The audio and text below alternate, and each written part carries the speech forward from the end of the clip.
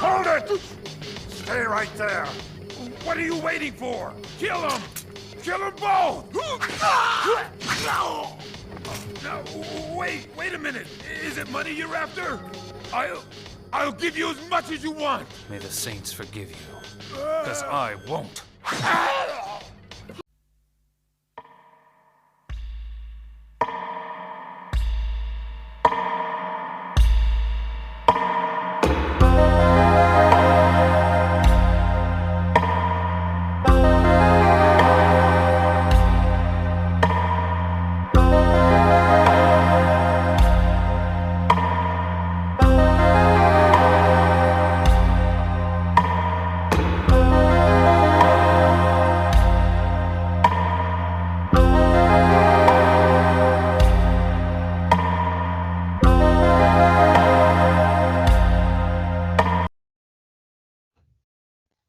I should say that you have an amazing podcast of your own. Have done amazing guest appearances on, we'll call him the Pod Daddy, one of the Pod Daddies. I guess it's like a polygamous marriage in some ways, but definitely like a Pod Daddy Pool House hooked us up and connected us, and you did an amazing appearance on his show, and he's been on your show, which I really personally enjoy. It's so cool that the conversations that you've been having and continue to have. Why don't you introduce yourself? Cool, thanks. Yeah, I'm Dat Man. Yeah, I don't really do very much because I mean it's a little weird. It's like I kind of want to share a lot of myself, but at the same time, because it's the internet, I'm a little withholding. But at the end of the day, I'm pretty low key about that sort of thing. So yeah, I'm just kind of a guy on the internet. With our show, it's Zooted ThinkPad Posse, and our whole thing is pretty much just hanging out with a couple of friends. I mean, it's not a novel idea for a podcast, but hey, we have fun doing it, and we've gotten good feedback from people. So as far as I can tell, we're doing something right. But there's that, and I make music too. So if anybody wants to listen, it's at like It's Whatever. That's the artist name. But yeah, other than that, I just hang out and try to have fun out here. That's really it. I think that's the way to live your life. But I will make sure that all like your pods and the music stuff, I'll make sure that's all in the show notes so everybody can definitely sub and leave you a 5-star review. Okay, thanks. Yeah, of course. So our topic's obeah, but I think we'll broadly speak about West Indian magic, but because of your musical background, which I have none, I think you'll bring in a musical element, and then also you have familial connections with the islands, and that it was really fascinating when you said it, because I was thinking it. I was like, I wonder, because, and just to do the lived hard thing, I'm just gonna say, like, right off the bat, I'm not black. I'm not West Indian, but, and like, I know some people are thinking, like, what's like a chinny boy going to talk about science or wisdom science? But actually, I know quite a lot about West Indian wisdom science because there's a lot of overlap with Tantra. I grew up with a lot of West Indian Chinese and West Indian Javanese people. Toronto is like is a major center for them. And I think that it's all Torontonians sort of are West Indian spiritually anyway. So I think that is my background with it, but I'm not an expert, but I actually feel I can do a good job in the areas that I know. A little caveat. Great. Yeah, and for me, my background, my great grandmother is from Jamaica, or was. She passed a few years ago. And so, and my dad's a Rasta. So my whole life just always kind of been in the mix when it came to all things West Indian. And that's kind of, I'm very mixed up. That was one thing we kind of spoke about a little bit before, just talking to each other. But the Jamaican is the most recent thing, and it's also the thing that I identify with the most. So there's that, and the connection that or one of the connections I think that you alluded to was he sent me a song, and I really enjoyed the song, by the way. But it's a great song. It's a great song, great album. And so my sister, so I've got one sister who doesn't share the same mother as me, and her mom is actually from Cat Island. So that was a really interesting kind of connection. And this is not the first time that connection has been made in my life. I actually met someone at my job who's from that same island, and she also has the same last name. So it's possible she's related to them in some way or another. That's really an incredible coincidence. I don't really believe in coincidence, but it is pretty interesting how those Yeah. elements intersect. I do get it where you identify with something in particular. So Yeah. I definitely have that Kappa identity, quote unquote, even though identity is kind of fake and gay and race is a nebulous sort of thing, but it is also real in a way, and it doesn't make you left wing to just acknowledge it. No, no, not at all. I mean, at the end of the day, if you, and I don't put any of these labels on myself, but if you were to be a conservative, what are you conserving if not where you come from and what your heritage is, 100%. So that's the thing, that's kind of where the libtards tricked everyone, because and this is a thing that they've done with everything, is they've taken the true essence of something and hollowed it out and just retained the shell. So the identity stuff is the shell. The heart and the root of it is what that means. What kinds of what are your values? What matters to you? That sort of thing.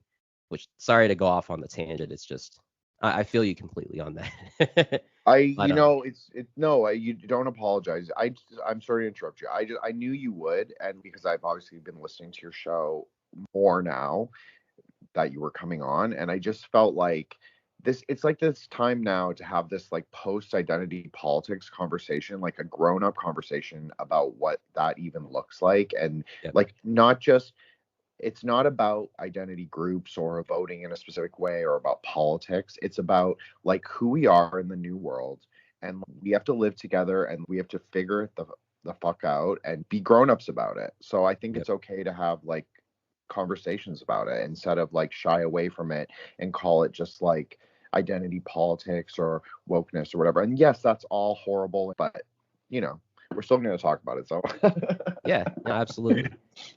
But yeah, so I'm pretty much just again, I just like to think of myself as like a normal guy. I saw somebody said something where they described themselves as like a normal person in 2016 or something like that. I my date that I always give, and that's why I think something did happen in 2012 when, was it like a Mayan prophecy or whatever? Something happened. Because for me, 2012 is kind of where real life ended. But I consider myself to just be a normal person from that time period. And so I mean, generally speaking, in terms of my like heritage background, there are a million different aspects of me. But the main things that at the very least my family has always valued, because we talk about these things, and Jamaican obviously is kind of the main thing. But it's funny when you say that to someone, and again, with your background and just being from where you're from, you get it. People may assume you say Jamaican, you mean Black Jamaican. And I am Black, but I'm not Black Jamaican. So my grandmother was half Scottish and half Chinese. So her family was from, I don't know how to pronounce things correctly. So, but Canton is always where everyone has said is where her father was from. So, I don't remember exactly what he did when he first got there, but he had owned like a kind of like a convenience store, a corner store type setup out there in Jamaica. And her family, they had owned some kind of bank. If anyone is in Jamaica, the Mullen Bank may still be there. I doubt it is, but that would be in Mandeville, Jamaica. But yeah, that, we've got Peruvian heritage, Dutch, there's all sorts of stuff, but that's kind of generally where my family comes from. And for me, my mom's sort of like a new agey kind of person. You'd love her, I think everyone would. I love my mom, obviously, but she's just, and I think that was kind of one of the things that you really appreciated when I spoke to Pool House, was just kind of the interesting things about my mom, because she just tells it like it is and just says things that for a long time I put off, but then I started to really think about it, and I was like, these things sound real, especially as the world got crazier. And then again, my dad's a Rasta, and he's in the music industry, so that was kind of how I really got into music outside of just being a musically minded person, But yeah, and so somehow what has ended up out of that is a quasi-Muslim guy who talk shit on the internet.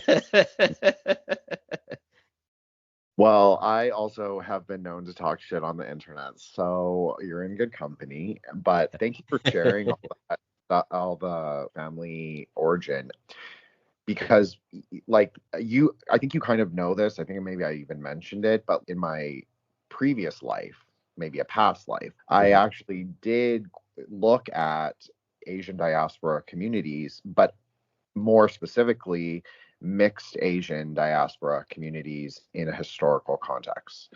Yeah. So Jamaica came up a lot for me, and what I was thinking about, looking at, reading about, because it's estimated up to 10% of Jamaicans have a Chinese grandparent or great grandparent. So it's really quite Hmm. common, a lot more common than people even realize. There's a lot of famous Jamaicans with Chinese grandparent, Sean Mhm. Paul, Naomi Campbell. Pensia, she's Yeah, huge right now. She's one of them too. if you grew up with or you're ever around other West Indians, you'll know that it's pretty common. Or if from one of the other islands, Toronto has a lot of people from TT or Trinidad. There's a lot of Trinidadian Chinese, a substantial population. People are very multiracial. People are people have this idea that it's like everyone's like a monolith, and no, it's really not that. And the islands aren't really like that. Yes, some places are more monoracial or whatever, but usually it's pretty mixed race. And especially the Yep. history of Jamaica, how it came to be, who was important in the early history, it's a lot more mixed up than I think people realize. Oh yeah. And that's the thing, I mean, even, with once we get to the music, a bit Chinese Jamaicans are a big part of the Jamaican music industry. Um, they've been involved in everything from the actual creation of music, production of music, to the releasing of music. Like VP Records is owned by, I think, the Chin family. And I mean, that's like the biggest reggae, that's the biggest just Jamaican record label that's ever existed. So there's like you said, if you know, you know. It's just not everyone knows because there's no way you would unless you had any kind of interaction with these communities. And one thing that I got to kind of thinking about that I think is really interesting is the British, like the West Indies, the British West Indies are the islands where you really see a lot of this. Hmm. Because you look at like the French islands and obviously the Spanish islands are their own kind of thing, but Hmm. still between the French islands and the English islands, the French islands just didn't have that. I mean, you've got mixing, but again, when you're talking about that imperial, like the colonial system that the British had, that's how you end up getting so many different people coming in because you had these work projects that required Hmm. workers from different colonies and stuff. And that's why I say I don't know exactly what brought my Chinese family there, but eventually they started owning stores. But yeah, I mean, these stories, they're numerous, and I don't know. I think it's a really interesting thing. Like you said, I mean, you've got like in Trinidad, they've obviously got a really big aspect of there being, like East Indian people who moved there, and Hmm. they call them coolies, and you've got them in Jamaica too, but Yes. there's just way more influence in Trinidad and Tobago than you do, like in Jamaica or whatever. So That's an amazing point, and that also speaks to some of the religious syncretism that I think we're going to yep. discuss. Is that there's a lot of specifically like a lot of those coolie ancestors or the coolie descendants, we'll call them. Although sometimes some people do consider that a slur. I'm just going to say it now. But you Yeah, know yeah. what? It's really not, because they brought people in to be laborers. They brought Chinese coolies to Cuba. They brought the Javanese in Suriname and Guyana, Hmm. and get over the idea that that's a slur. It's just, everybody can have working class ancestors, not a big deal. Right. You're totally right. A lot of people from Gujarat, a lot of people from Tamil Nadu, and so they brought their religious ways of thinking and identity over, and it really has mixed a lot, and especially in Trinidad. There are these like very interesting kinds of like syncretisms that are happening with obeah, with Shango Baptist, which is more Trinidad, and the French islands like Guadeloupe and Martinique. And there are Hmm. Chinese communities and Coolie communities there as well. But you're right that under the British system, it is really, that is where race mixing became a lot more acceptable, a lot more I don't know if I don't want to say promoted because then people think Kalergi plan and that we're all moving towards like some ambiguous brown math. That's not what I'm saying. I'm saying this is No, not. nothing like that. I mean, it was like a natural process, right? And it kind of makes sense if you're in similar social position. Some people have more money. Some people are like crop farmers and indentured servants, but you have a lot of everybody. Not to diminish some of the histories of it, but there you do have people in a relatively similar position in communities with each other. And then, of course, they're going to intermarry. Of course, they're going to speak Creole or Pidgin or whatever language, arises. That's a kind of a mixture of all of them, or patois. I think that that's a really interesting, again, history of the islands, as well as the Indonesian archipelago is full of that. There's so much race mixing and so much, like there's even Afro-Indonesians, because during the 1947, the Portuguese brought over fighters from, I'm going to get the country wrong, I think it was Mozambique. And so they brought them over to the anti-colonial resistance, East Timor. So then they ended up staying like 10,000 people, and they ended up intermarrying with Sundaland Islanders. It's very interesting. There's so much. People are far more interesting than the discourse allows for. Oh yeah. No, that's anyway, a fact. There's all this overlap between all these different places. Yeah, no, there really, and it's funny because I didn't even know that about the Mozambique. Put an asterisk next to it, but I would guess that's where it is, because that was the Portuguese colony that would have been closest to the Orient. And I didn't know that, and that was kind of my field of study in college, was Portuguese speaking Africa. So like you said, it just goes to show even people who have some familiarity with things won't have that full picture, because there's just so much variety. It takes a lifetime, if you ever even get there, to be able to really dig into like the depth of what of how people can be, and how the shifting and movement of people can end up presenting new possibilities. I think that is a really great way to phrase that, and I'd like to hear more about your thoughts on Jamaican music industry, Chinese influence. I'd love to hear more about that, because I don't know that much about it, but I think that we can make interesting connections. Yeah, no, definitely. Now, I've got this book. It's a massive like anthology of Jamaican music, or it's weird. It's like generally speaking, it's West Indian music, but it focuses on Jamaican music. And so all those people out there, if you want to check this out, it's a really, really comprehensive and great book. It's called Reggae and Caribbean Music, written by Dave Thompson. I mean, this thing, it's massive, and I've had it like my whole life. It's always been my reference. Like, I'd learn about a new band or a new like singer or whatever, and I'd dig into this book and try to find, because this was, for me at least, early internet days for me, because we didn't get a computer until a little while later than most people did. And so I would just use this kind of as my reference for, oh, I like this album, what other stuff did they put out? But yeah, I mean, anyway, in this book, it's just such a great comprehensive anthology of Jamaican music. And in it, they kind of cover, it's like an encyclopedia, but they still cover that. I mean, the anthology, they cover it like the history of it all. And one of the big things that the author kind of wrote about in this was the influence of Studio One. So I'm going to give like a very, very brief and reductive background on Jamaican music. But essentially, prior to 1962, which was like the independence of Jamaica from Britain, so you have like two main forms of music that were popular in the West Indies prior to England giving up those colonies. One of them is calypso, and then the other is like mento. And calypso is they're very similar forms of music. It's, I mean, like when you hear like Harry Belafonte, like the Banana Song and that kind of stuff, that's that sort of music. But so, calypso was mainly the term that was used for the islands outside of Jamaica, and then in Jamaica they called it mento. And so, these were just like work songs, like, we would call it folk music now, but these are just work songs that you'd sing while you're, like chopping sugarcane and stuff like that.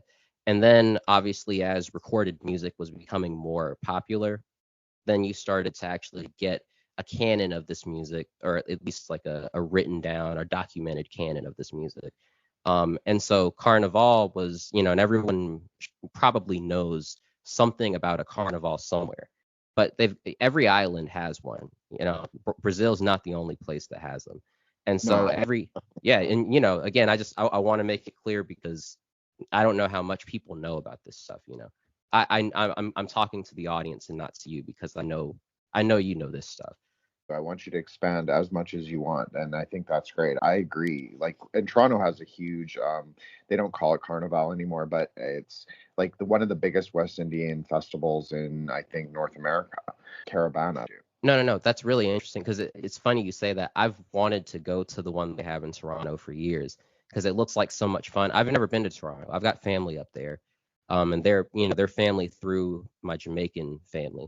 My great grandmother's sister's family, they're the ones that live up there. But yeah, I've wanted to go there for years. But yeah, Carnival, like they would basically have the awards, and so it's kind of like I think it's called Eurovision. Is that what it's called? The big contest they have in Europe for like Yeah, where they sing the really bad music. Yeah. yeah. Well, this is an older version. I don't know how long Eurovision's been going on, but they've been doing Carnival in these various islands for a long time. And so that was kind of where you would bring your best track and your band would get together, and you break out the steel drums and all these things. And yeah, the best song of the year would be announced based on what the best song sounded like at the festival. So anyway, that's kind of that early background of Jamaican music, is that is a part of Jamaican music history.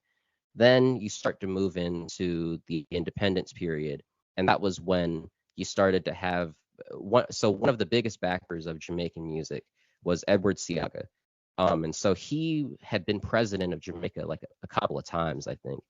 He was from the JLP, the Jamaican Labor Party, and he was like one of the biggest backers of Jamaican music throughout the history of the country.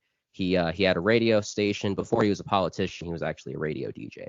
And so once independence happened, he got more involved in politics because I think he had already done some political stuff and amassed some money through the politics and really put a lot of money behind Jamaican music at the time. And I believe, don't quote me on this, but I believe he backed Studio One. And so that's kind of where I was trying to lead to, with Studio One. Studio One is like the tip top to me, of where Jamaican music truly became a thing. It's where, like Bob Marley and the Wailers, they had been there. Everybody who was a who's who in the 60s and 70s was at Studio One. And so it was a record label / sound system that was run by Coxon Dodd.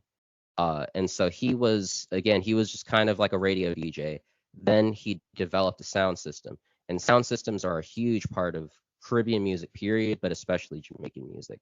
And what it essentially is you literally build a sound system. So you'd have like the proprietor of one who would just get the biggest speakers they could find. They'd get the loudest amplifiers they could find.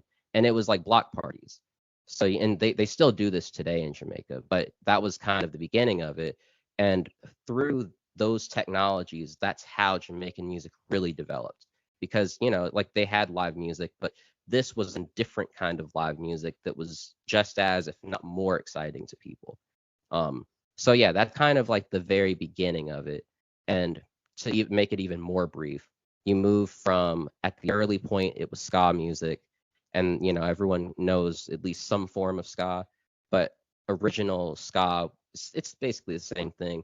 Really fast tempos, the skanking guitar, and that dance that, like that the British like ska guys do. That was a dance, that was the skanking dance from Jamaica.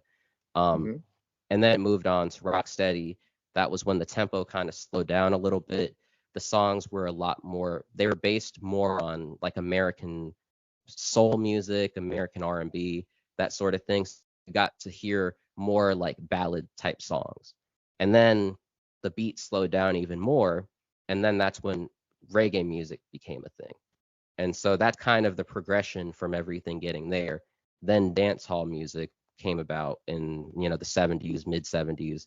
And a lot of dancehall music had actually reused sound, like they got rhythms. That's what they're called.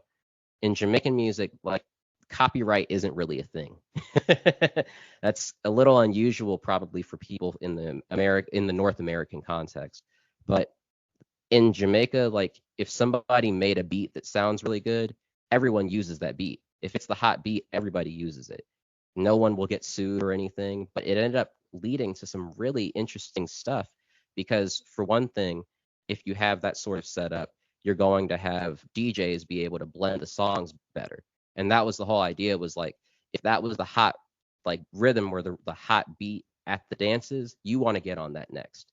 And I'm sorry, there's just so much stuff, and I get to rambling because I get so excited about it. But sound systems are really the core of Jamaican music because that's where the music is demoed. So before the record label even would put out a single, also Jamaican music is very single heavy. Albums, there were musicians who did focus on the albums, but singles are really the core of Jamaican music because it's what gets played at the dances. And so anyway, so that's where the record labels would send the songs basically as a demo. If the party goes crazy when they hear this one, then we're putting it out. If they don't go crazy, we're not. And so this kind of created a really interesting competitive thing between DJs because DJs are vying for the next big hit. So you had DJs that would battle it out, and then it became its own competition by itself, where you had DJs battling against one another, and that was its own musical performance. So then you get like sound clashes between sound systems, where they basically you set up two sound systems at the same block or park or whatever, and one plays one song, they see what the reaction is. The next plays their song, and then they see what the reaction is. Then you started getting dub plates, and dub plates are basically like edits specifically for a sound system, and it was literally cut on like like acetate record. So these were like really thick discs, and that was the whole thing. It's like, okay, if I ride with this sound system, then that means I'm basically a part of that family. But that means I'm gonna remix my song, and the song, like let's say the hook was, oh baby, I'm gonna love you till the end of time. Then in the dub plate version, it would be, oh, you rotten sound, I'll destroy you till the end of time. So it's a lot of really interesting stuff, and I don't want to ramble too much, but those are the basics. You laid it out. You can tell who's the pro or the OG podcaster between us because you did a Oh great no. job. But you really did. For my section, I'll just go a little bit back, but very related. So I found it very interesting you brought up Edward Seaga because he was a scholar at the University of West Indies after he graduated from Harvard. And what do you think he studied when he was at the University of West Indies? He's actually very famous as an obeah scholar. He's one of the Really? first people to have written down the difference between revivals. There's two kind of competing. If people are familiar with Haitian voodoo, what they have the houses. So there is something similar in Jamaica, sort of, just like with the sound systems, maybe that's a parallel, is Cool. that there would be kind of these healer houses. So there would be like a healer, and usually it's a woman, not always. Sometimes it's a man, sometimes it's an obeah man, and sometimes it's an obeah woman.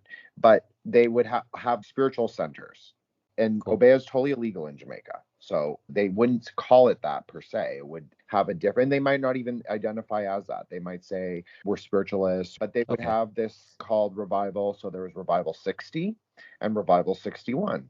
So really interestingly, revival 60 refers to some movement in the 1860s. And Okay. Revival 61 refers to some movement in 1861. So some division between, I guess, a localized Baptist church, that's or Anglican church, but a more Africanized version. So they just divided between two different methods. So Okay. interestingly, Revival 60 reads the Bible from start to finish and invokes, beginning with the Old Testament prophets and then leads up to Jesus and the New Testament prophets, basically, or the New Testament figures. And they use the Archangel Gabriel as their kind of guide. Okay. Revival Cool. 61 uses the it's kind of the inversion sort, but I don't mean it in a negative way. It just that this is just how they think of it. So they start with the devil, and then they go up to the angels. It's a lot more dualistic. There's a chthonic level, and then there's a celestial level. And they also will use the Archangel Gabriel, but also interestingly, St. John the Baptist plays a much bigger role in Revival 61. So that's my note. But I think it's interesting that he, in particular, what was known to study these kind of spiritualist movements that played a very important in the maintenance of obeah, what it was, what it became. Yeah. Yeah, no, I mean that's fascinating. I didn't know that. I knew that he was basically like like a West Indian anthropologist Yes. essentially, Yes. but I didn't know the particulars of it. So that's fascinating.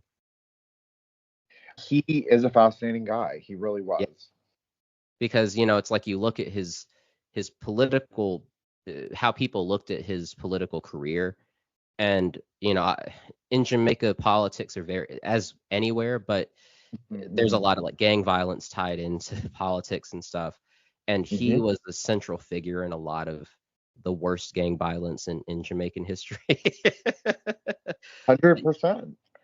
Yeah, but I mean, again, that's the thing. There are multitudes to everyone, and if you're great in many ways, you also can have some influence that can have negative impact on people. So that's just the way 100%. things And go. he's just a historical figure. We're Right. not like taking a position either way. The reality is, and this is the same thing when I talk about like Southeast Asia, there is a narco history that's embedded, I think, in the Caribbean as well as Southeast Asia. It's just inevitable. We can't run away from it. It's just the reality. And that's what people who seek power, and I'm not even using that as like a pejorative, I'm just saying in general, people who, Just a fact. yeah, people who go into positions of power, they need a crew. Yeah. So Absolutely. that's what it is. So that was, he was one faction. He obviously was against another faction, and shit happened. So that's Yeah. basically. But I mean that the things you were talking about though, that's really interesting, those divisions. And so you said there's basically there is like a trinity essentially of the different practices of obeah. I'm trying to retrain because I always have heard Jamaicans say it, and so because they speak patois, they say like Yes. obeah, but which Yes, is the same I can. pronunciation, just sounds different. Yeah, you're right, and I'm not saying it. I could do a West Indian accent, but it's honestly too embarrassing, and I Yeah, won't no, do that. I won't do that. It's nothing to like do on the recording, so I just won't do that. But you're right. There are multiple kinds. The interesting thing about Jamaica in particular is that it became very divided among house, which is kind of Haitian in a way. Yeah. I'm saying that it was very factionalized, and Makes there sense. was a division between female women usually would lead these kind of spiritualist centers, whereas the obeah men would own spiritual supply stores and also be sorcerers for hire. So that was really the difference as well. Okay, that makes sense. Because that's one thing that I've also noticed just my time being around Jamaicans and Caribbean people is any kind of magical practice it's obviously, it depends on who you speak to, but the predominant perspective is that that's frowned upon. And Very it proud. also, and just I mean, because you think about it, women are naturally predisposed to having that connection to the earth, having that rootedness that we as men just, obviously you can attain that and there are outliers, but talking about general nature, they have that. And so, that's one of the interesting things about the music is obviously reggae music is a Rastafarian form of music essentially. Yes. And that particular like religious and spiritual background also, or I guess not also, because it sounds like there may be more than three. There just may be three houses that are kind of the primary ones here. But in Rastafari, they have three mansions that are the primary practices of Rastafari as well. And so like my dad is the 12 tribes of Israel Rastafarian.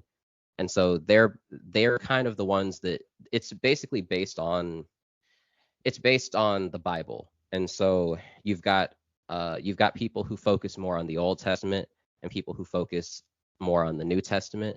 That's very interesting.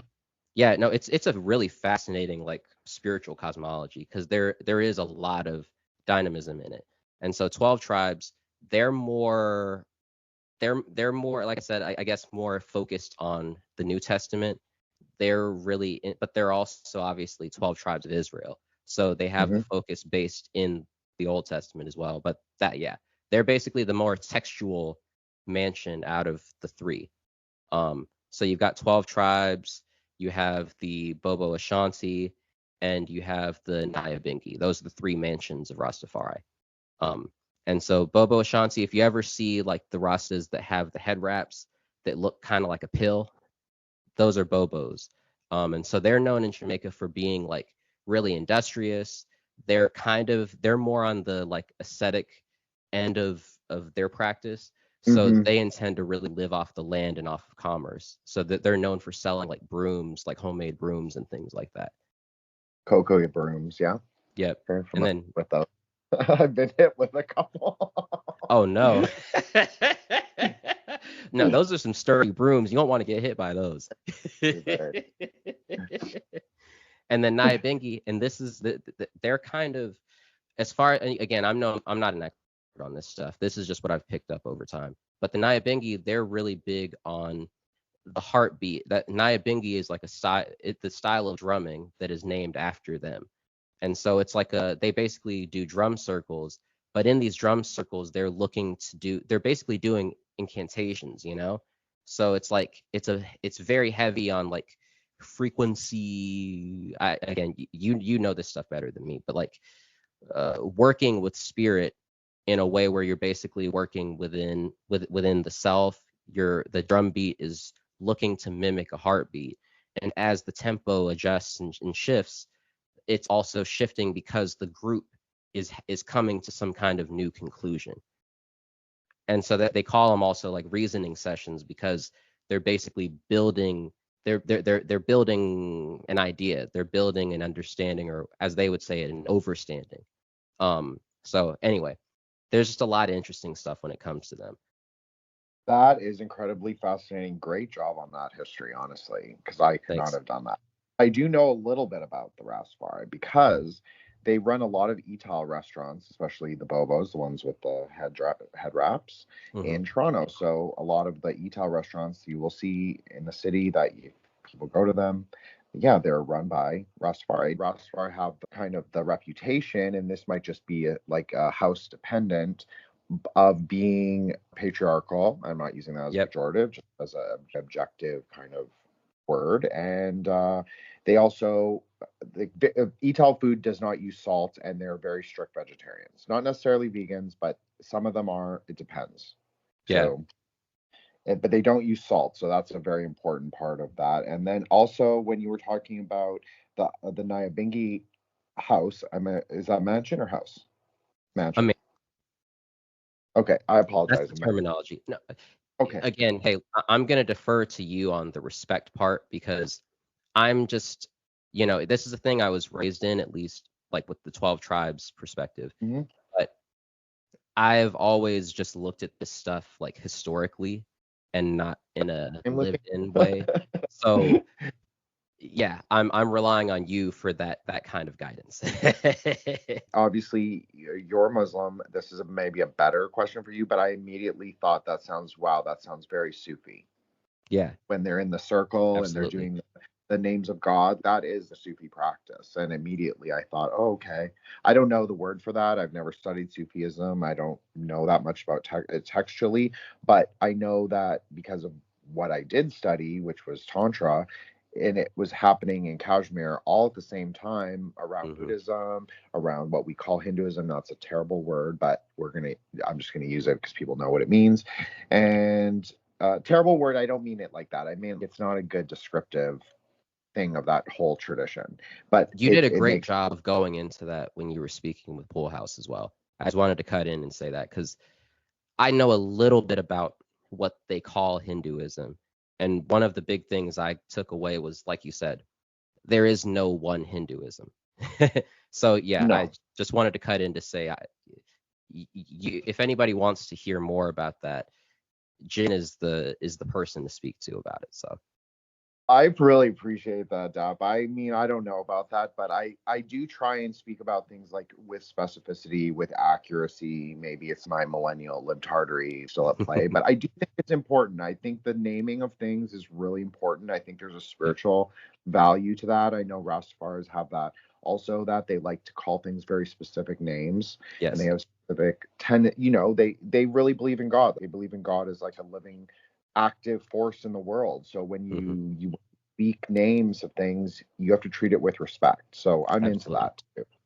And kind of to reconnect to, I think, where you were going with it, there is absolutely, I mean, again, it depends on the person and depends on the Hmm. community, but there's absolutely th- there's some tension between people who are practicing like obeah and people who are Rastafari Absolutely. affiliated. And I, like you said, I think that split, the central or maybe the foundational aspect of that split is one has more of the feminine temperament and the other has more of the masculine temperament for sure. Even the way you were describing it, where there's a focus on the Old Testament and then a focus on the New Testament in different mansions, that sounds like the old revival spiritualism. That sounded to me very similar to Yeah, what I've read historically. Now, of course, they all bleed together.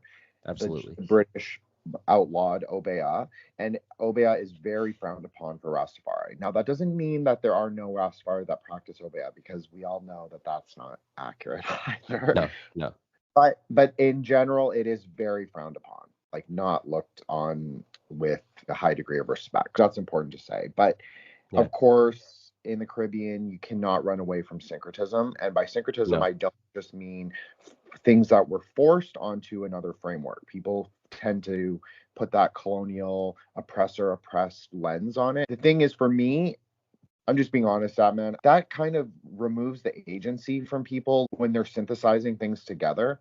It's like they don't have enough intelligence to like look at one system and be, this is the things from the perennial system. If we overarchingly believe in a perennial system, I personally do. If they're Hmm. looking at it and they're seeing the similarities, then why can't that be valid? Right. I don't think it's all forced. I don't think the saints for Santeria are forced. I think it's all very natural. I think it's Yeah, just chosen very specifically and for very specific reasons. yeah. I mean, practitioners of again, I don't know as much as like an expert would, but when I've looked into like Santeria, looked into these different, like truly, if you're thinking in a fair kind of framework, you're looking at these things as, yeah, they're syncretic. And when you look at those kinds of things, the practitioners made those connections themselves. Like you said, this isn't Exactly. a thing that was forced onto them.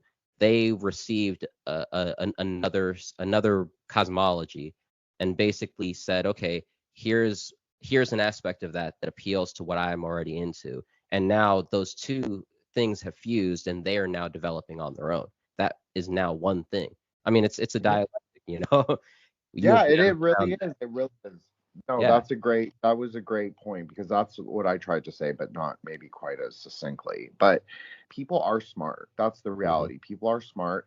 People figure it out.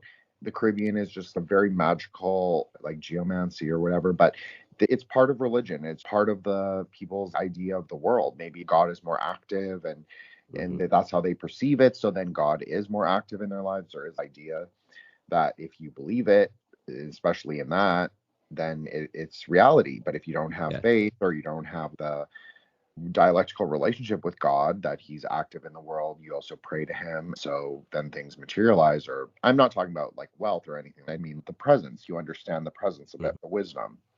Absolutely. So I definitely believe in that. I've experienced that. I'm glad you brought up Santeria too, because there is so much overlap, especially in Cuba. I brought this up to you in DM, that Hmm. when the Chinese coolies came over in the early 1900s, slavery was totally abolished. So they brought over laborers, usually from Canton, like your great grandmother, Hmm. and which is Guangdong now. But Canton, everybody knows Cantonese, so Canton, and most coolies are Cantonese, or they can also be Hokkien, but that's more uncommon. But it does exist, especially in the West Indies. There's a lot of Hokkien speakers. They brought all these people over. The Chinese practice spiritualism in their own ways and Buddhism mixed together. It's also very syncretic. The Santeria practitioners looked at what the Chinese were doing, and they saw Guan Yu, who is sort of a semi-historical, but also mythic figure in Chinese history.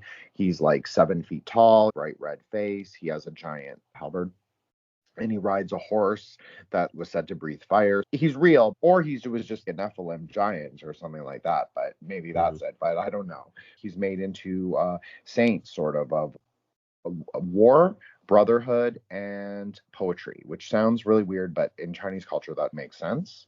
So he is interesting because he is a saint of the police officers as well as the triad. So just go back to the thing about the drug gangs and the drug wars, West Indies, that the triad is active in the West Indies for certain periods of time. That is a reality. The triads developed out of what they call friendship societies. So you would have the Soon Family Benevolent Society. That's usually what they were called. They were roving gangs in China, and then they would go over to wherever the diaspora was. And that's how a lot of Chinese businessmen came up in the world, is through the benevolent societies. And so my other point is Santeria adopted martial god, who is both right-handed and left-handed, and they applied him to Shango, who is the god of, or the Orisha, actually. He's not really a god, but he's the Orisha of war. So I just think that's not really true. Shango's really the Orisha of fire and lightning, and Ogun is the Orisha of war. But he is also has they both have martial qualities. But I get the connection, even if that's not that avatar's like prime, like that's not how they're known as. Like you said, like having that aspect, that makes sense. That's really cool. I didn't know that at all. I didn't realize that that there was, I don't know, some kind, like the triad was in the West Indies as well. I had no idea. Oh yeah, definitely, and definitely other factions like Edward Seaga he was partly Lebanese. So This is very interesting, is that you have a lot of like these kind of like Greek Palestinians in West Indies, in Haiti, in other places who became very wealthy. I'm not saying that was his story, but I'm saying that there is a history there of that diaspora, of the Arab diaspora in the West Indies. There were clearly multiple factions, multiple sort of, it was a crazy time. And then you had Grenada, and there's so much interesting stuff going on. You had, people don't really know the history of the West Indies, Suriname, Guyana, or the 70s and the 80s were incredibly tumultuous time in all of those countries. There was multiple coups, there was assassination attempts, all these different things were happening, a lot of drug wars, a lot of the narco gangs from South America, because the route really used to be, they would go through Tobago, and they would go through Trinidad, and then they would go upwards into the rest, and then through the Bahamas into Florida. So that was the route for a while. Of course, you're going to have displacement, war, turf wars, and all of that. History always repeats. Yeah, absolutely. Yeah, I mean it's such a fascinating history, you know. And at the end of the day, you know, because I'm a music guy, so I always look to make these connections, bring these connections back. And again, you know, I mean, at the end of the day, there's some kind of, it's like a hot spot, the Caribbean is. And you know, you could try to figure out, okay, is it the location? Are there portals in these locations? Or is it that the people carry the portals with themselves? But regardless of what the source is, I mean, you know, you look at these small islands and they've just had such a massive influence on what now is kind of the monoculture. You know, you look at the music today, you look at what has stemmed from music culture today, electronic music and all this stuff, all of it really, the actual technological like approaches to how you make electronic music all stems from Jamaica, essentially, because of the dub music. And at the end of the day, that whole, again, it's just like the Nyabingi thing. The whole point of it is, what's the heartbeat like? How does the heartbeat how does the heartbeat change? How does the pacing change? And then in dub music, you've got people who are doing basically post production and doing completely new performances based on what you would consider to be post production. So that's where you have people who are not playing traditional instruments, but are using the technology as an instrument. And so, like Lee Scratch Perry, I kind of brought him up a little bit earlier with you before the show. And that guy is a really fascinating guy. He passed away a few years ago, but he's a reggae legend. But on top of that, he's like a dub legend. He's just he was an interesting, and his persona lives on because he was just such a massive spirit, But he had made some of just the most, I don't know, mystical feeling and sounding music. Again, a lot of where, like, once the Wailers, like Bob Marley and the Wailers, they didn't really get into the spiritual aspect of their music until they started working with him. And they worked with him at his studios. Black Ark Studio was his studio, like his kind of compound in Jamaica. And there's a really interesting story where he basically burned the studio down because he started to feel like the energy was changing. Like there was a band of frequencies that just didn't compute for him, and so he just burned it down. And I've got this little, it's just a quick sentence from an interview, but in tape OP or tape op, I don't know how to say it. They interviewed him and they asked, "Did you really burn down the Black Ark? I thought it was your studio." And he responded with, "But to what evil it was, a vampire, a bloodsucker. It filled me with fucking dread." And when you listen to other interviews that he did where he spoke about why he burned the studio down, basically he started the studio as a way he was looking to basically do through the music, cast spells, and to improve the lot of poor people in Jamaica, poor people throughout the world, but obviously starting at home. And that was supposed to be what the music was.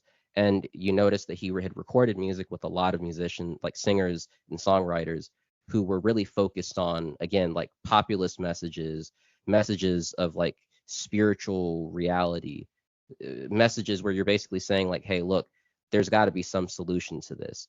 The solution starts with self. I've got to improve myself. I've got to improve my neighborhood, and then we'll get to that. And that was his whole thing. But again, he was also really interesting. And so when he would do his dub remixes, he would just have like the craziest sounds. Like he would just record like I don't know, maybe like something knocking against a house, and he'd record that and then kind of segue, like he would basically slip that in and overdub it in the dubs. And I don't know, it was amazing stuff. But he basically started to realize that he had a bunch of ne'er-do-wells hanging out at the studio, and the vibe was off. And so he said, all right, fuck it, I've got to get rid of this. Well, I think it's really interesting what he said as someone who is kind of I would call myself an occult noticer, but in the best possible way. When he calls it a vampire, it's more of a TT belief, but they also have it in Jamaica, and it's called the Soucuyant, which is like a forest vampire who lives in specifically fruit trees. Now, we have this, interestingly enough, this very similar idea also in Thailand and Indonesia, of this ghost lady. Sometimes they call her Gungung Sarah. So she is a woman of the crossroads, like Aicha Kandicha. It's exactly the same. She has the feet of a horse or feet of a camel sometimes, or doesn't have any feet. She floats and she wears a white dress, but she's a vampire. And she also can appear as balls of fire, or she has balls of fire surrounding her, which may or may not have independent intelligence, depending on the story, right? But I think that's really interesting. And there is, so this, I'm just going to use the example that I'm more familiar with, is that in Indonesia, there is a practice of capturing those spirits with red string and gold nails. And they will hammer the gold nail to a tree and then wrap the red string around it. And then what you do is you wrap the red string around your big toe. And so you have dreams with the spirit in it at night. Okay. So they will grant you wealth or whatever it is. But if you ever, if the red string breaks, then you're in deep shit, because then it means that they can come for you. And this is just really interesting because I listened to your episode. I forget what his name was, but you were speaking to one of your guests about just people getting into these practices for the wrong reasons and not fully comprehending the the fallout that can come if you aren't ready for it, if you're not prepared for it, and just generally the inevitability of some kinds of practices that you could engage in. I forget his name, but let me look. But anyway, go ahead and speak while I'm looking for this. No, thank you for shouting me out. You didn't have to. I look, this is the reality. I used to be left-hand path person, definitely, but not necessarily intentionally. But it also had to do with my politics, which is what I tried to relay when I spoke to Pool House, how your politics influences your whole worldview. And then if you have religious tendencies that are angrier or anti-cosmic, as he called it, as I've been using as well. So then you externalize it. It was Chief that you had spoken to. Yes. Okay. Yeah. Yes. And he's a great dude. And that was a really amazing interview. And, I felt like we have such different, kind of backgrounds. He's influenced by, the Kemesicists that he talked about, right? The OG Black American spiritual guys from the 80s and 90s. And that's really, I don't really know anything about that, but that's very interesting to me. But I think in the West Indian context, Lee Scratch Perry, he's talking about taking it all inside and making yourself better so you can then make the small changes around you, maybe in your house, maybe in your neighborhood. And that's how to do it. So that's my perspective now, where I'm take everything in. Ideology is bullshit. Ideology is probably negative. And, just bring it all in, work on yourself, first of all. Don't use magic, second of all. Now, when I say don't use magic, people are going to be okay, well, you clearly do. And I don't, but I don't really, okay? So this is the truth, is I don't really do I don't never do spells. It's not like the only thing I do is Buddhism. That's 100% true. I only do Buddhism. Now, is Tantric Buddhism sorcery? Yes. In the same way that obeah is sorcery? No. So there's a difference between externalization of practices and then internalization of practices. Now, that might be a little meta for people, but I think you get it. I think you understand that you're kind of transmuting. This is something Chief said too. He was talking about people aren't good with, I think we were talking in the context of crystals, like obsidian and onyx. And he said people do not know how to transmute the energies of those things in themselves. That's exactly what I'm talking about. That's exactly what that makes sense. So you're looking at all the things that you've done. You're doing like an inventory. That's a very new age term, but I'm going to use it anyway. And you're working on those things. It's not guilt. It's not Catholic guilt, but you do want to rectify those things, especially if you've set something in motion karmically that you are not proud of, or that does not uphold the virtues or the dharmic oaths or relationship with God. Maybe you put it in more in the theological terms. Maybe you just sinned and you regret it. But you're supposed to work on that. So there are practices to do that. So that's what I do now. So I'm trying to kind of reset. And it's not that I regret doing magic, but I just think that it is not what people think it is. And it can just so easily go out of control, like so easily. And it probably I've seen the craft. I've seen the craft. Sorry. Well, it's interesting to say that because I just did that episode will be out before this one, but it will be out soon, which is with St. Q, and we did a review of the craft. But I will say that I probably scared him a little with because I really do like medieval Kabbalah. Now, this is not the same as Hermetic Kabbalah at all. And in fact, I'm often lost when I have to discuss Hermetic Kabbalah with other people because I don't even know what they're referring to half the time. I like the stuff. I like the 12th century, 13th century stuff when they're not talking about magic. They're talking about ways to understand God through words, through colors, through different natural phenomena, but they're not saying God is the phenomena, but they're saying that you can see God-like qualities in phenomena. So that's what I like about it. But then there's like this whole thing in the 18th century where people are like, we're going to use this for magic. And then that obviously, goes really bad. So yeah, no, that makes sense. But in line with that, kind of with you speaking about doing sorcery on behalf of like internal change, and maybe Hmm. emanating what you have received through that, Hmm. as opposed to Hmm. working it directly on the external world. It Yes. could I just thought it was really interesting. I kind of made the connection between that fruit tree vampire you spoke about, and the fact that he had burned the studio down to get Hmm. rid of the vampire. Could that, I mean, do you believe there could be some connection there? Like almost like matching the energy of it, as opposed to trying to, like, I don't know. I don't is there some kind of connection there possibly? So now I'm looking at a Rolling Stone article of him. I had pulled it up before, like when you had mentioned it in DM. Hmm. And I found some really interesting things. So he wrote War in a Babylon, performed by Yeah. Max Romeo, and Police and Thieves. And both of those songs have a lot of obeah references. But there was one song in particular that he wrote, which is called Duppy Conqueror. Oh yeah. And Yeah. so people don't know a duppy is basically like a wandering ghost or a wandering spirit. Hmm. And really, if you're a really powerful obeah man, sometimes the women, but women don't usually deal with duppies. They more cleanse. It's more cleansing and healing and exorcism. But maybe an obeah man will capture the duppy and put it in a skull. Now, this always was very fascinating to me because we have this exact there's also a practice in Cuba that is called Palo Mayombe. That's very similar to this, not quite the same, but we have the same practice in Tantra as well. East Indian Tantra, I need specifically to dig into Bengali.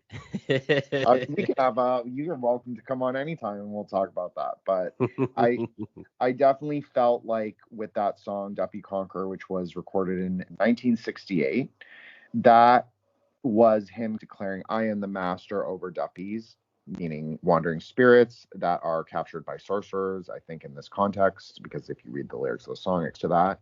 And he conquers them. This is a very important term in, I'm not quite sure in Jamaica, but in definitely in the South, in Black American context, the idea of the conqueror, John the Conqueror, Hmm. also a name for John the Baptist. And so Okay. there's an idea of being Solomon the Conqueror, or interestingly, which was what this title of this episode was going to be. You don't know that yet, but I'm telling you. What is Moses? So this idea of Moses is very, very, very important in West Indian spirituality and Oh yeah. sorcery. So because he is considered to be the OG Duppy conqueror, basically. How And cool. That so makes so much sense. yeah, because he's the OG sorcerer, right? He was able to use the names of God. I mean, if you read it in a more esoteric way, he used the names of God to perform miracles. That's basically the esoteric reading of that, of his stories. So Oh man, that's amazing.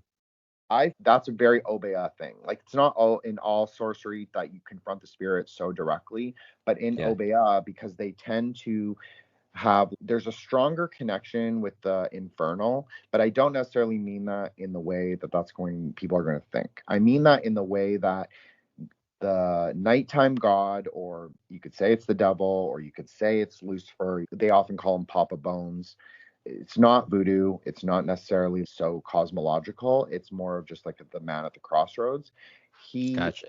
he's also Moses, though. He is also Moses. So even though he might appear as a suave guy in the zoot suit with the trident, he's still Moses. Like that he there's a continuum, and he is the Duppy conqueror, and he grants you boons or cities, as we'd call it. So in my opinion, it is a more confrontational sort of sorcery. So to do that kind of physical act of burning, if there's a spirit who's associated with fire and then you burn down the studio, then that would make a lot of sense to me personally. In my That is so, because you're matching the energy of the yes. spirit you seek to extinguish, no Mm-hmm. pun intended. 100%. That's so cool. I'm really, really enjoying learning about this stuff, because you're helping me make those connections. Because throughout reggae music, that's a really common trope, is burning, especially Mm-hmm. like the bobo musicians. They're really big on the infernal, like, to kind of borrow a phrase. They're really big on that. Capleton, Sizzla, they're both really famous bobo musicians, and that's a common theme, is like, and like you said, burn down Babylon. because Babylon is kind of the stand-in in Rastafari for colonialism, for any form of oppression, yada yada yada. That's the stand-in. Again, it's like they use those biblical stories to make those connections and to kind of form a basis for what kind of energy they have chosen to associate with, and the kind of energy that they choose to fight with what they've identified with, I guess. So yeah, I mean that's really cool. Well, that was a great way to put it, what you just said, and I agree. And it is important to note that obeah is more sorcery, so it is not quite like, I know you know this, but it's not quite like Santeria, and it's not quite like Haitian voodoo, and it shouldn't really be compared to it. It's the stuff in Jamaica is much more like the stuff in Trinidad and the stuff in the French islands like Martinique and Guadeloupe. That's a continuum of practice. But the other stuff is separate. It's different. That's more of a religious cosmology. That doesn't mean to say there isn't a religious cosmology. Obviously, we're talking about like the spiritualists and the Rastafarians and the different mansions and all of that, and the different complexes and ways that they interact. Yeah. But it's not necessarily like, oh, I'm going to practice like magic. Like Haitian voodoo is a lot about like doing travail, like doing works.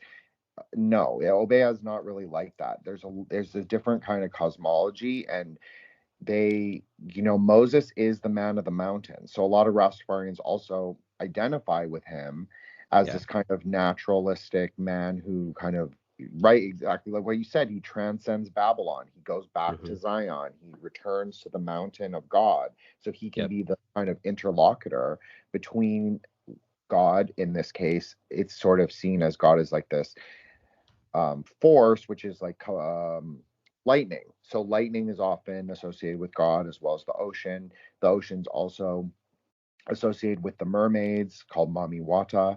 I'm not going to do the accent. I'm just saying it away. But they're also important, but they're kind of lesser in the cosmology, but they do get elevated in other islands. And I'm not diminishing feminine divinity or anything. I'm saying that they tend to have more of a monistic or monotheistic view of like the world, and God is the paramount figure. Now there are other people, like we said, like the Archangel Gabriel is really important, and the Archangel Gabriel is the only archangel that is said to be able to transcend into hell and also come back out. Whereas unlike Michael, who kind of seals the abyss with his spear or sword, depending on the icon, and also plays a very important role in Islam, which I don't know that much about, but I do know that there were Mauritanian and Malian slaves that were brought, not in huge numbers, like in smaller numbers, but that were like griots or were like sort of like they were syncretic, kind of like Islamic medicine men, if you want to borrow a term. So they were able, and that magic tends to focus on the making of charms with metals, and also using like there are specific the surahs in the Quran are often, now this is haram, so I'm not saying that people should do this. I'm giving a historical example. But people use surahs for magic, okay? So and they will write them down, and some people won't say that it's magic. Some people will say, oh, it's from God. But I know enough West Indian Muslims, at least, to know that yes, there are people that do it in more of a magical way and in a less religious way. And also Indonesians, right? Because that is also very common in Indonesia to use the surahs for specific things. No, I mean that and if you look at pictures of Scratch Perry, one thing that you see a lot of is he would wear this, like for Rastafarians, they don't call hats, they call them crowns. And he would wear these crowns that were decorated with different little metal workings that he had kind of pasted onto his crowns. So, I mean, like you said, there's a lot of room to be able to kind of like in an educated way interpret the meaning between, like, I don't know, that transition, which is really interesting because, again, like you said, there's this idea that's been sold to Black people, I guess people within the African diaspora, but Black people in the New World, that they have lost their connection to the Old World. When, like you said, if you just take a basic look at recent history, you'll see that's not true. I don't know how Black people got convinced that that's the case, but it just isn't the case. It's Now, not the whether not. you know where your ancestors came from, that's one thing, but location isn't as important as knowing where you come from, like metaphysically, you know? 100. I'm not Black, so whatever, but I'm just going to say that I don't agree with that either. Like, I don't think this idea of you're totally cut off, you're an island. I'm not an Afro pessimist. I don't really like that ideology. I find it a Mm-mm, little too race essentialist for me. But yeah, I'm absolutely. mixed race, and I definitely view myself and understand myself and my place in the world as very new world. Hmm. And I think that's okay, because that is what I am. So, whether it's a product of colonialism or transnational capital, it doesn't matter. It doesn't matter, because I'm here now, and Hmm. I have to have references to how to understand myself and my family and our cultural context. It doesn't mean that I'm cut off. I actually don't feel cut off personally, and I don't think anyone else should be. I think No, it's up to you. It's up to you how you want to integrate and have those things in your life, and whether yeah. you want to or not. And you don't have to. And That's that's the the choice.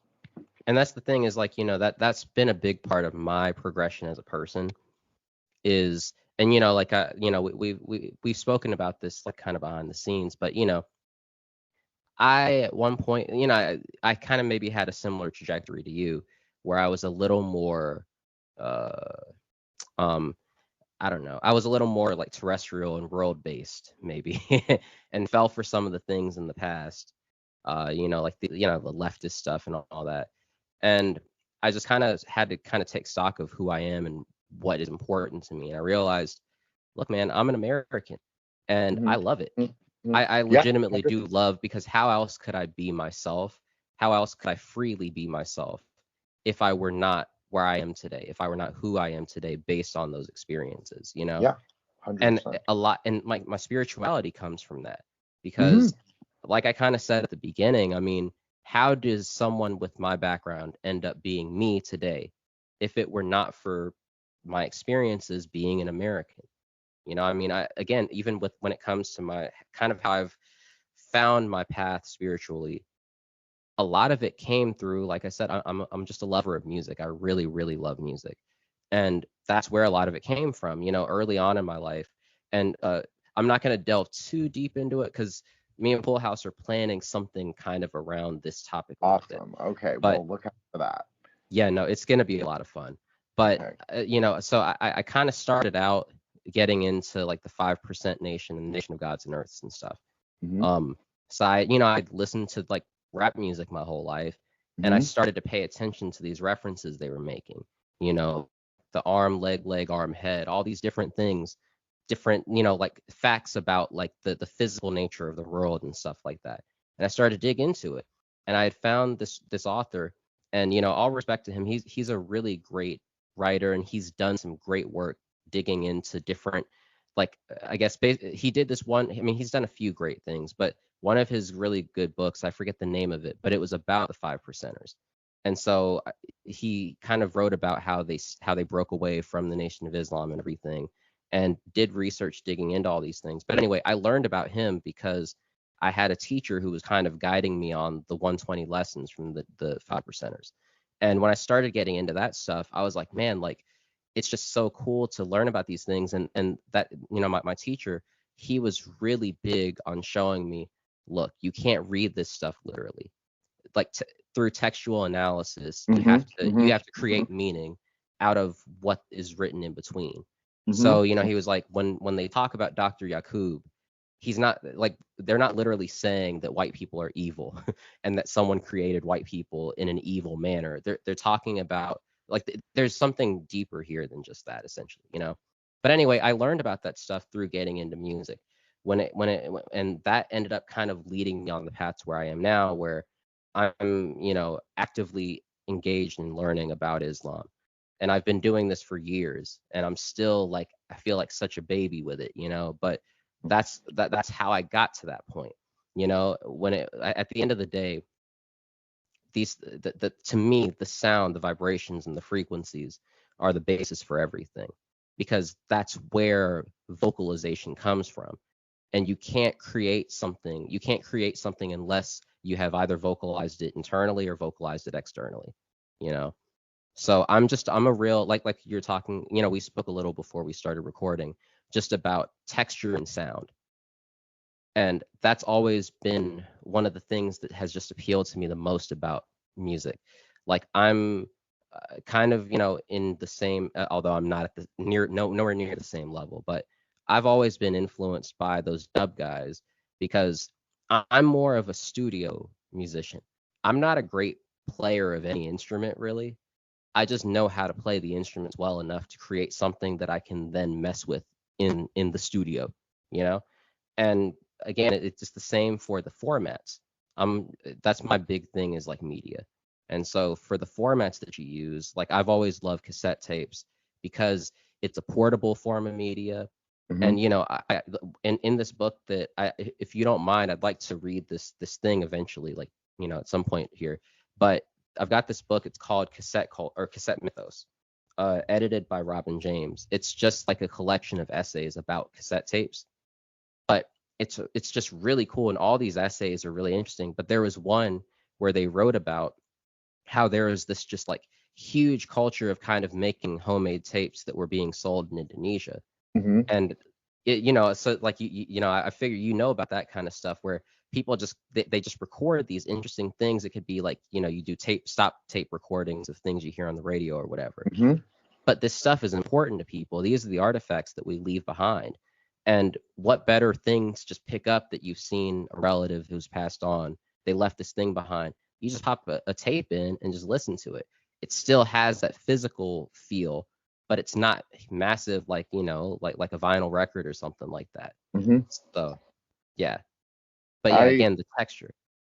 No, I love that. Thank you so much for bringing that up. And you are welcome to read it. That's totally, you don't even have to ask me. You're welcome to read it whenever you want.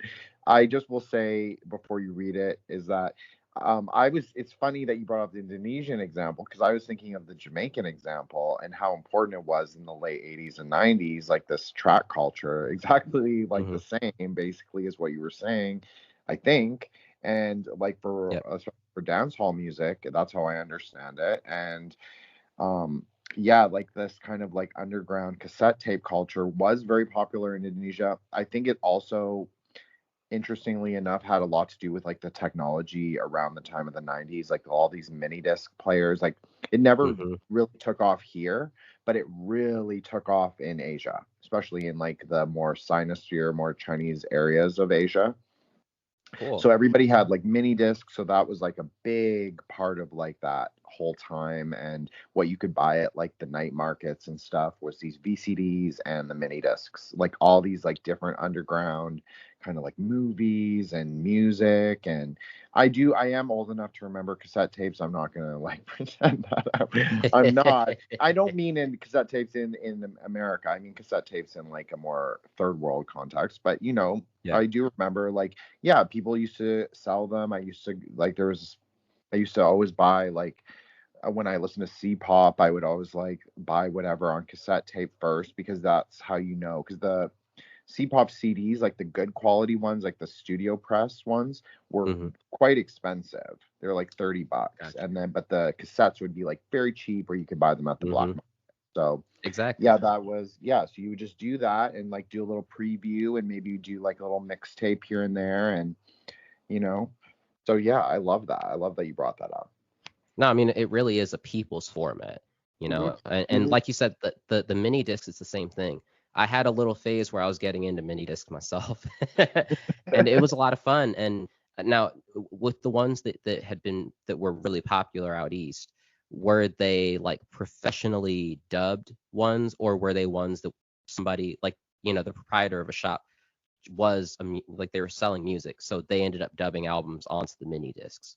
So I'll just be honest that, like, yes, this is the last part for Chinese people. That's very common. Like, you know, like to do a little bootlegging here and there. Yeah. That's why but so it's totally true. Like, yes, that is the truth. However, the studios, like, especially like in Hong Kong, they did actually produce albums in mini disc format. So I will just say that. So there are official kind of albums that were in mini disc format, but in general, they were usually shop produced. Because that's how it was here. Like you said, it just wasn't that popular of a format.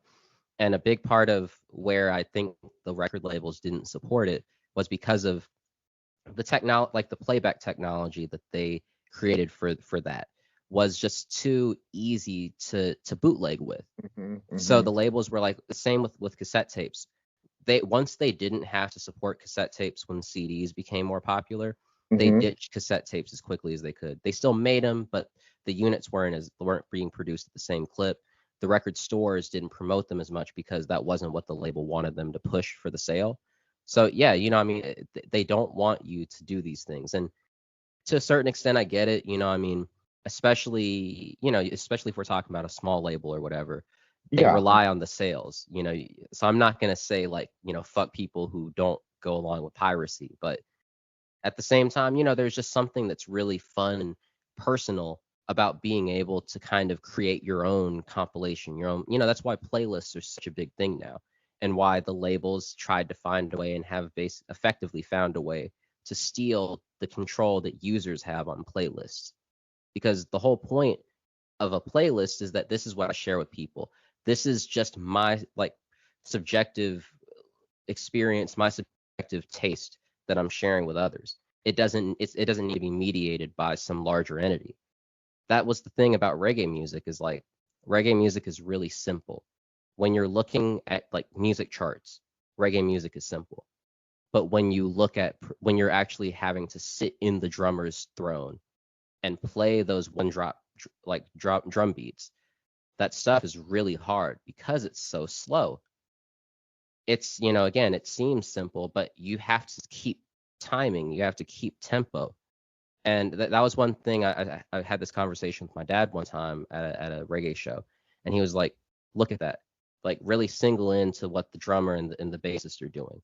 That section is so tight, and people think that it's easy to do that because, like I said, the tempo's so slow.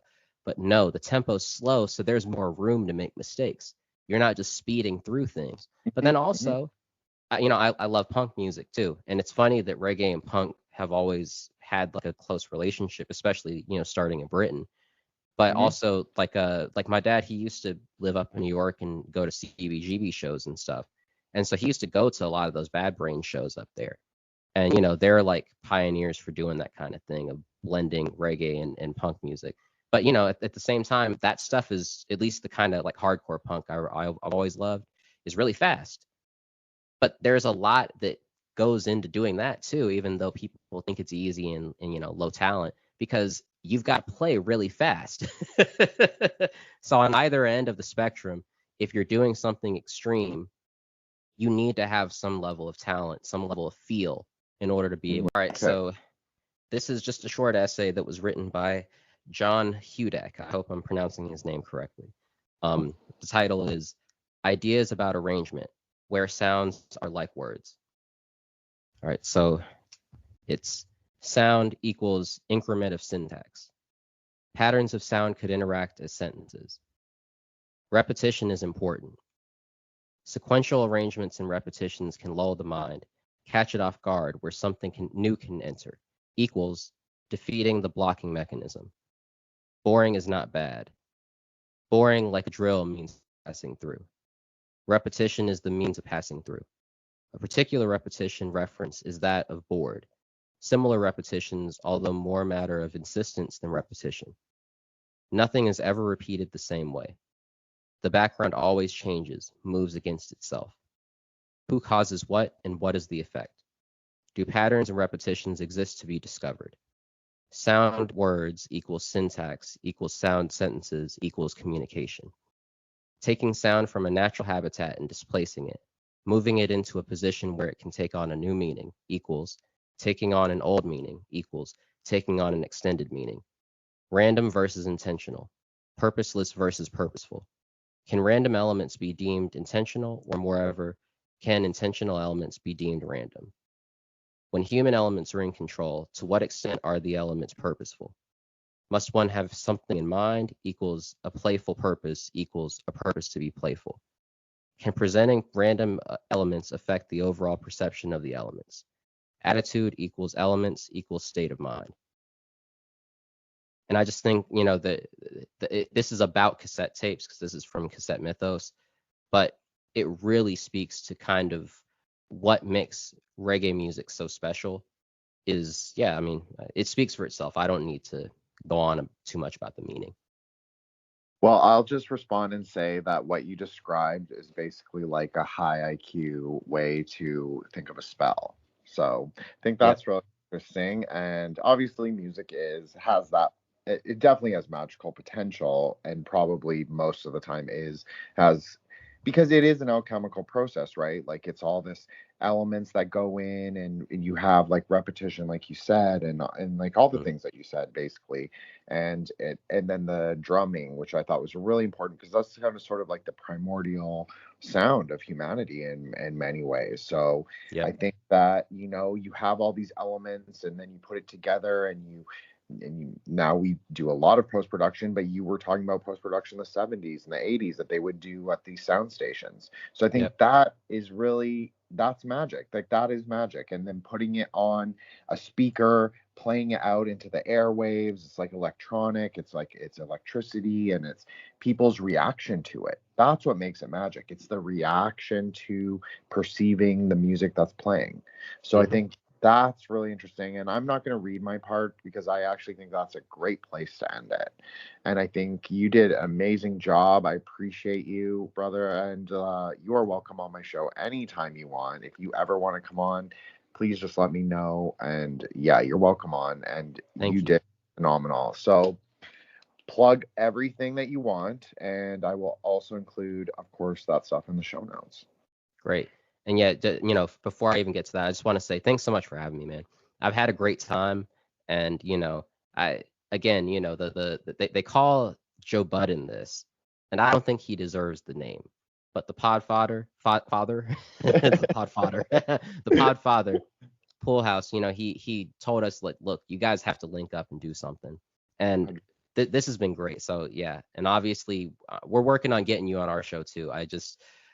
We finally decided to get a set schedule going for what days we're actually available. So sometime soon, we're actually going to get things in motion. But anyway, thanks so much for having me. I've really enjoyed it. And if you want to find me, I'm on Twitter at MetadataPiff, I think is still my at. I don't really post too much on there. I just kind of lurk and have fun. But hey, sometimes I'm having fun and you can see it. So if you want to follow, check me out over there. And I've got the music. It's whatever. You'll see, you'll have to search for me, but you'll find me if you search. And my podcast, Zooted ThinkPad Posse, I'm on everything, Spotify, Apple Music, whatever. If you go to my Twitter, you'll be able to find the link that's got all the links to everything else. So yeah, awesome. That's all I've got. Okay, well, I will say, I'll give you a little shit here. You have to post your episodes on Twitter. You have to. So I know, important. So what happened with this most recent one, and I'm so glad that you like caught it and tweeted it for me, because what happens is I wait until my co-host ends up, like basically I wait until I tell the co-host like, hey, I've got everything up now. Now let's go ahead and promote. Okay. And so normally I do promote it day of, but I just was like chilling super hard yesterday. So it's okay. No, I'm not really giving you that. I'm really not. No, I know. I'm so last minute. People don't even know. I'm like stressing out until the last second. I like put publish on. So I feel like it's a really great medium for like people like us who are like literally not connected to any like Pool House, and like I have done other shows with other people and that are bigger, much bigger shows obviously than me, but the reality is just like I started something totally from scratch just like you, and we just you just have to keep going with it, push through like a drill. So yeah, absolutely. But you've got a great thing going, man. Like I really, really enjoy your show, and I love what you're doing because, you can have somebody on here like me who I'm going to be talking about stuff that's maybe a bit like I'm really grounded in like what's right in front of me, even though I have a backing of like the metaphysical that backs up how I, interpret meaning from those things. But then you'll have people on and I'm just like, man, the conversation between these two is just so like amazing, and like I'm learning so much that, yeah, I mean, you've just got a really great balance of things, you know. So I keep Well, doing I what you're doing. I love it. Thank you so much. It's all about metaphysics for me, but that's not. We don't necessarily need to talk about magic. We can talk about music. We Right. can talk about video. Like I obviously I'm a huge nerd, a huge weeb, so I'm going to talk about video games and anime and the things. Like I'm not a music person, but I do know a little bit about like the music I like. But Right. it is what it is. So That's all you need to know. If yeah, you know what you like in terms of music, that's how you can figure out what is. You interpret what is, period, based on, again, it's just like you were saying with I forget exactly how you kind of referred to it, but there is some kind of objective meaning, and it depends on what form and format you choose to interpret it through. But we're all getting at the same thing. Hey, this is Jin the Ninja, and if you enjoyed the show, you can check out more episodes on Spotify and Anchor, and you can check me out on Twitter at Wukong Reborn, WUKONG Reborn, and on Instagram at Threshold Saints. And there's a link tree in the show notes, so you can check out all my appearances and my shows to date.